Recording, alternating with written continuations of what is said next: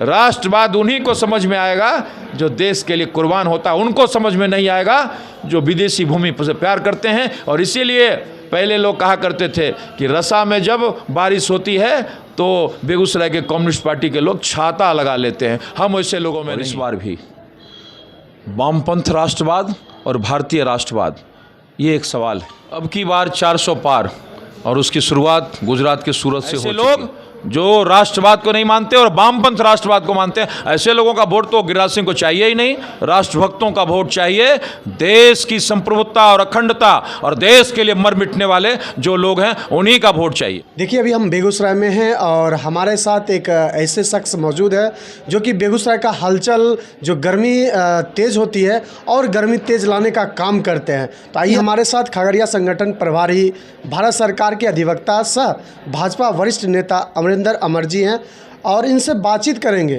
क्योंकि इनसे बातचीत करने का पता चलता है कि बेगूसराय का माहौल जो होता है गर्म है या ठंडा। तो आइए जानते हैं। सबसे पहले हमारे चैनल में आपका बहुत बहुत स्वागत है। आपका भी बहुत बहुत स्वागत है।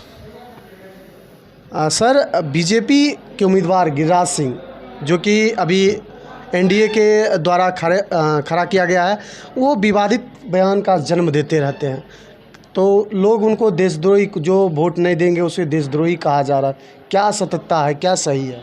मैं तो मानता हूं कि 2019 में जब कम्युनिस्ट पार्टी के उम्मीदवार कन्हैया थे, और इस बार भी वामपंथ राष्ट्रवाद और भारतीय राष्ट्रवाद, ये एक सवाल है। और मैं बड़ा सम्मान करता हूं शत्रुघ्न बाबू का, क्योंकि वो पढ़ने लिखने वाले लोग हैं, लिटरल लोग हैं। तो ये सवाल तो शुरू से खड़ा रहा है, वामपंथ राष्ट्रवाद कौन सा है और भारतीय राष्ट्रवाद कौन है। उनकी जो पार्टी है वो कभी भारतीय कम्युनिस्ट पार्टी नहीं है, भारत की कम्युनिस्ट पार्टी, राष्ट्रीय कम्युनिस्ट पार्टी नहीं, भारत की कम्युनिस्ट पार्टी। अन्य पार्टियों में आप राष्ट्रीय शब्द लगाते होंगे, जैसे भारतीय जनता पार्टी, लेकिन भारतीय कम्युनिस्ट पार्टी नहीं है, भारत की कम्युनिस्ट पार्टी। तो कम्युनिस्ट राष्ट्रवाद शुरू से एक अलग रहा है। इसीलिए शत्रुघ्न बाबू या वामपंथ के हमारे जो अन्य साथी हैं उनको हमेशा राष्ट्रवाद पता नहीं चलता। गिरिराज सिंह जी ने तो बड़ा सीधा सीधा कहा कि जो लोग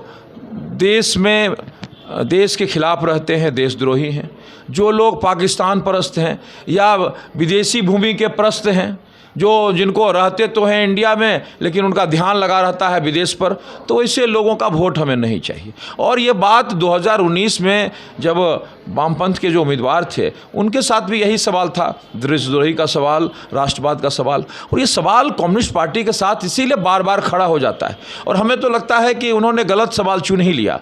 ये बात इसलिए मैं कहता कि कम्युनिस्ट पार्टी की स्थापना 17 अक्टूबर 1920 को ताशकंद में हुई थी, ताशकंद में हुई थी। और ताशकंद में स्थापना के बाद उसकी भारत भूमि पर स्थापना नहीं हुई। और मैं 2 ओकेजन्स को कोट करना चाहता हूँ जिससे कम्युनिस्ट पार्टी के लोग भागते हैं। जिस तरह से आप देखते होंगे कि जब शेर क्या कहते हैं, गैड़ा को या क्या कहते हैं गाय को काला झंडा दिखाइएगा तो वो भड़कने लगती है, उसी तरह से कम्युनिस्ट पार्टी का ये 2 सवाल है। सवाल ये है कि जब 1942 के मूवमेंट में पूरा देश को आज़ाद करने के लिए लगा हुआ था, लेकिन आपने क्या देखा, चूँकि उस समय सेकेंड वर्ल्ड वॉर में सोवियत संघ का ब्रिटेन के साथ अच्छा संबंध था, इसीलिए महात्मा गांधी ने कहा भारत क्विट मूवमेंट, भारत छोड़ो अभियान शुरू हो गया, कांग्रेस का अभियान शुरू हो गया। लेकिन कम्युनिस्ट पार्टी के लोग जो इंडिया में थे वो लोग अंग्रेज के साथ चले गए। उन्होंने इंडिया के लोगों को महात्मा गांधी का साथ नहीं दिया, कांग्रेस का साथ नहीं दिया, वो कहाँ चले गए, अंग्रेजों के साथ चले गए। तो यहीं पर है वामपंथ का राष्ट्रवाद अलग और भारत का राष्ट्रवाद अलग। फिर दूसरी बार आइए, 1962 में चाइना वार हुआ तो सुंदरैया जैसे लोग जो कम्युनिस्ट पार्टी में थे उन्होंने कहा ये तो विचारधारा का आगमन है, आने दो, मैंने आक्रमण कर रहा है, इंडिया की भूमि हड़प रहा है, और कह रहे हैं विचारधारा आ रहा है, मैंने चाइना से विचारधारा कम्युनिस्ट की आ रही है। और फिर अजय घोष जैसे लोगों ने उसका विरोध किया। और बाद में आपको बड़ा आश्चर्य लगेगा कि हरि कृष्ण कोनार नाम के एक भारतीय कम्युनिस्ट पार्टी के बड़े नेता हुआ करते थे, वो चाइना गए और चाइना ने कहा कि अरे अलग पार्टी बना लो, तो सीपीएम बन गई। तो हमारा ये कहना है कि जिस पार्टी को भारत की संस्कृति का, भारत के राष्ट्रवाद से कोई प्रेम नहीं है, उनको क्या पता चलेगा कि गिरिराज सिंह ने कौन सा बयान दिया। गिरिराज सिंह ने तो बड़ा स्पष्ट बयान दिया और उन्होंने उसको एलोबरेट करके बड़ी दूर तक ले गए कि ये एक, उन्होंने जो चुनाव आयोग में बताया है तो उन्होंने कहा कि एक धर्म पर हमला है। तो ये क्या है, शत्रुघ्न बाबू बताना चाहते हैं कि एक बड़े धर्म के लोग जिनके तरफ उनका इशारा है, ये गिरिराज सिंह नहीं कहते, तो उनका कहना है कि वो देशद्रोही हैं। इसीलिए गिरिराज सिंह किसी को देशद्रोही नहीं कहते। हाँ, ये जरूर कहते हैं कि तमाम ऐसे लोग जो टुकड़े टुकड़े गैंग के सदस्य हैं, तमाम ऐसे लोग जिनकी स्थापना, जिसके पार्टी की स्थापना विदेश में हुई है, तमाम ऐसे लोग जो भारत क्विट मूवमेंट, भारत छोड़ो आंदोलन का विरोध करते हैं, तमाम ऐसे लोग जो चाइना के आक्रमण का समर्थन करते हैं, वैसे लोगों का वोट नहीं चाहिए गिरिराज सिंह को। गिरिराज सिंह को चाहिए नेशनलिस्ट वोट, जो राष्ट्रवाद के साथ विकास का पक्षधर। यही तो भारतीय जनता पार्टी है। हम राष्ट्रवाद को भी जिंदा करते हैं, राष्ट्रवाद को जिंदा करने में हम धारा 370 भी हटाते हैं, राष्ट्रवाद को जिंदा करने में हम सांस्कृतिक राष्ट्रवाद के प्रतीक राम जन्मभूमि भी बनाते हैं, और साथ साथ गरीबों का घर भी बनाते हैं, गरीबों को अनाज भी देते हैं, गरीबों के स्वास्थ्य के लिए आयुष्मान कार्ड भी बनाते हैं, गरीबों के लिए शौचालय भी बनाते हैं, गरीबों के लिए सड़क भी बनाते हैं, last man of the society के लिए काम करते हैं, उद्योग भी खड़ा करते हैं, और अंतिम पायदान पर खड़े आदमी के लिए भी काम करते हैं। इसीलिए राष्ट्रवाद उन्हीं को समझ में आएगा जो देश के लिए कुर्बान होता है, उनको समझ में नहीं आएगा जो विदेशी भूमि से प्यार करते हैं। और इसीलिए पहले लोग कहा करते थे कि रसा में जब बारिश होती है तो बेगूसराय के कम्युनिस्ट पार्टी के लोग छाता लगा लेते हैं, हम वैसे लोगों में नहीं। क्या लगता है, अगर बयान देते हैं गिरिराज सिंह तो क्या लोग की जनता उस बात को कुछ अलग समझ पाती है? कारण है कि गिरिराज सिंह कहते हैं कि ये विवादित बयान दे रहे हैं, इनको वोट नहीं देना है, इनको वोट देते लेकिन बयान गलत दे रहे हैं, अब इनको वोट नहीं देंगे।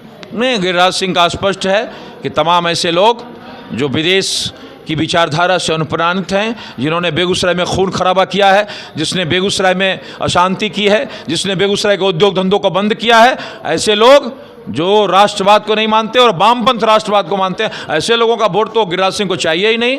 इसीलिए गिरिराज सिंह का बड़ा स्पष्ट मानना है, हाँ, इनका इंडिकेशन करके जहां ले जाना चाहते हैं, जिसको बताना चाहते हैं, उसको वोट, उसको बताकर वो उसको खुश करके अपना वोट प्राप्त करें। गिरिराज सिंह को हमेशा राष्ट्रभक्तों का वोट चाहिए, देश की संप्रभुता और अखंडता और देश के लिए मर मिटने वाले जो लोग हैं, उन्हीं का वोट चाहिए। बेगूसराय से बहुत सारे कैंडिडेट खड़े हो चुके हैं, नॉमिनेशन कर चुके हैं, और कुछ का नाम जो जैसा कि अवधेश राय जी हैं जो कि महागठबंधन से हैं, सीपीआई के नेता हैं, रामबदन राय जो कि खुद की पार्टी है, और एक है निर्दलीय से इंद्रजीत जी, एक कैदराबाद से शायद शाहनवाज हुसैन जी, ये सब अपना पर्चा दाखिल कर चुके हैं। क्या लगता है, कहीं ना कहीं वोट काटने का काम करेंगे या कैसा लगता है आपको? लोकतंत्र का पर्व है और इस लोकतंत्र के पर्व में सब लोगों को शामिल होने का हक है, और इसी तरह से स्वाभाविक है कि सब लोगों को खड़ा होने का भी हक है। इसीलिए इसके बारे में कोई टिप्पणी करना अनुचित होगा। राजनीतिक पार्टियों को भी हक है कि वो अपना कैंडिडेट खड़ा करें, और साथ ही साथ इंडिविजुअल्स को भी हक है कि लोकतंत्र के इस पर्व को मनाने के लिए वो अपना मतदान मांगे। इसीलिए हमें लगता है कि इस पर कोई टिप्पणी करना मेरे लिए उपयुक्त नहीं होगा। लोकतंत्र के पर्व में सबको अपनी अधिकार, अपने कहने का अधिकार है और खड़ा होने का अधिकार है। जनता को तय करना है कि हमारा कौन प्रतिनिधि होगा, और जनता आने वाले दिनों में वो तय कर देगी। 4 जून को जनता ने भी अपना तय कर रखा है, उसका रिजल्ट भी निकलेगा, और बेगूसराय में 13 मई को सबको वोट मांगने का अधिकार है, और 13 मई को यहाँ वोट गिरेगा। इसीलिए इसके बारे में कोई टिप्पणी नहीं। देखिए, खास करके भारत में एक गुजरात राज्य है जो कि सबसे फेमस राज्य है, और वहाँ से निर्विरोध बीजेपी से एमपी बन चुके हैं। क्या लगता है कि शुरुआत आपका आगाज़ एकदम सुंदर सा हो गया है, तो आगे कैसा आगाज़ होने वाला है? अब की बार 400 पार, और उसकी शुरुआत गुजरात के सूरत से हो चुकी। अब कांग्रेस के उम्मीदवार का पर्चा रद्द हो गया, तो इसमें भारतीय जनता पार्टी क्या करे? अब कांग्रेस के उम्मीदवार का प्रस्तावक ने ही कर दिया, एफिडेविट करके दे दिया कि हमने इनका प्रस्ताव ही नहीं किया। तो ये तो कांग्रेस का दुर्भाग्य है कि वो कैसे उम्मीदवार को चुनते हैं जो एक मामूली प्रस्तावक भी नहीं ला पाता है। इसीलिए ये कांग्रेस का बड़ा सेटबैक है, और कांग्रेस अपनी पहचान के लिए लड़ रही है। यही कारण है कि कांग्रेस के नेता वायनाड घूम रहे हैं। कांग्रेस की भूमि उत्तर प्रदेश रही है, कांग्रेस को हमेशा समर्थन नेहरू जी के समय से कांग्रेस से मिलती रही है। अब कांग्रेस यही है कि भाग के वायनाड चली गई, दक्षिण चली गई, इसीलिए कांग्रेस का बड़ा हिंदी बेल्ट में बड़ा बुरा हाल है। इसीलिए कांग्रेस को हम सुझाव देना चाहते हैं कि कांग्रेस कम से कम उम्मीदवार तो ऐसा खड़ा करे कि जो लड़ पाए। हम तो लगता है कि कांग्रेस उम्मीदवार ऐसा खड़ा कर रही है जिसका प्रस्तावक गायब, उम्मीदवार गायब, तो इससे बचना चाहिए। हम तो चाहते हैं कि कांग्रेस मजबूत हो, लेकिन कांग्रेस जिस तौर तरीके से चल रही है, जिस तरह से वो गठबंधन बनाकर चल रही है और जिस तरह से उसके युवराज फैल रहे हैं, इसमें कांग्रेस मजबूत नहीं होगी, बल्कि कांग्रेस नीचे दिनों दिन नीचे जा रही है। इसीलिए भारतीय जनता पार्टी के लिए चिंता का विषय है कि कांग्रेस मजबूत रहे, कांग्रेस कम से कम विपक्ष के लायक रहे। अब तो लगता है कि कांग्रेस विपक्ष के लायक भी अपनी उपस्थिति दर्ज कराने में असफल रह रही है। क्या लगता है कि अभी आपने एक देखा होगा टीवी पर, टेलीविज़न पे, मोबाइल पे, सोशल, कांग्रेस का विरासत टैक्स, ये क्या विरासत टैक्स क्या होता है? कांग्रेस के जब इतिहास में जाएंगे तो कांग्रेस विरासत में ही पली। जब आज़ादी का समय था तब ठीक था कि कांग्रेस को आज़ादी की लड़ाई लड़ने के लिए बड़े राजघरानों से पैसा मिलता था, लेकिन कांग्रेस धीरे धीरे कमज़ोर होती चली गई। और अब जब उनका विरासत की तरफ गया है, वो मूल्यांकन करा रहे हैं कि किनका कितना ज़मीन है, कितना किनकी धरोहर है, और इंडिविजुअल्स का जो संविधान में अधिकार है उस पर हमला कर रहे हैं और नई नई थ्योरी ला रहे हैं। तो हमें लगता है कि जो कांग्रेस की ज़मीन खिसक गई है, उसको घिसके हुए ज़मीन को नए रूप में प्राप्त करने के लिए लोगों के भावनाओं से खेलना, लोगों के भावनाओं को भड़काना और देश को विखंडित करने का ये षड्यंत्र है। इसी तरह से विरासत टैक्स, उसका मूल्यांकन, उनका सर्वेक्षण, ऐसी बातें उनके दिमाग में आ रही है। ये काम तो इंदिरा गांधी ने किया था, देशी रियासतों का विलय जो उसमें हुआ था हमारे पटेल जी के द्वारा, तो उसमें तो बड़ा अच्छा था हुआ। लेकिन ये कौन सा विरासत खोज रहे हैं और किसका मूल्यांकन कराएंगे? अभी तो गरीब है, लोग है, अब किसका कहाँ पर क्या है। इसलिए हमें लगता है कि कांग्रेस अपने मूल भावनाओं से पीछे हट रही है, कांग्रेस डिरेल्ड हो रही है। इसीलिए कांग्रेस का न विचारधारा का पता है, न गठबंधन का पता है। गठबंधन के घटक दल अपने अपने लड़ रहे हैं, उसके युवराज उत्तर से दक्षिण की तरफ घूम रहे हैं। इसीलिए कांग्रेस भटकाव के कालखंड में है। इसीलिए क्या विरासत टैक्स, क्या मूल्यांकन, सभी एक ऐसी अंधेरी गली में कांग्रेस घूम रही है जहाँ से निकल पाना आगे बड़ा मुश्किल है। बात करने के लिए बहुत बहुत धन्यवाद सर। आपका भी बहुत बहुत धन्यवाद कि आपने माकूल और सटीक सवाल पूछे और मैंने भी उसका जवाब दिया।